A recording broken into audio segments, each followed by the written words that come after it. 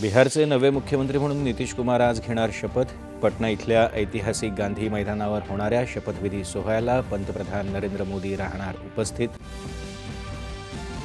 साखर कारखाने आणि दुग्ध व्यवसाय क्षेत्रानं चक्राकार अर्थव्यवस्थेला चालना द्यावी, केंद्रीय मंत्री अमित शहा यांचं आवाहन।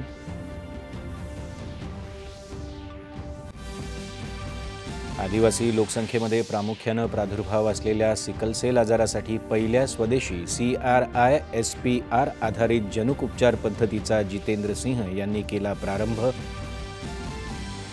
जागतिक पातळीवर वस्त्रांची मागणी सर्वोच्च पातळीवर पोहोचली असून भारत त्याला ताकदीने आणि आत्मविश्वासाने प्रतिसाद देत आहे, वस्त्रोद्योग राज्यमंत्री पवित्रा मार्गरेट यांचं प्रतिपादन। नव्या फौजदारी कायद्यांमुळे न्यायव्यवस्था वेगवान झाली असून गुन्हे न्याय व्यवस्थेत आमूलाग्र बदल झाल्याचं मुख्यमंत्र्यांचं प्रतिपादन।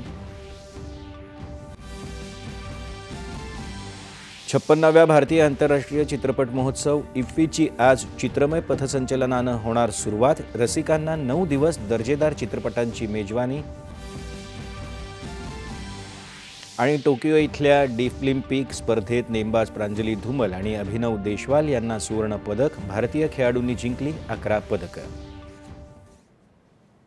नमस्कार।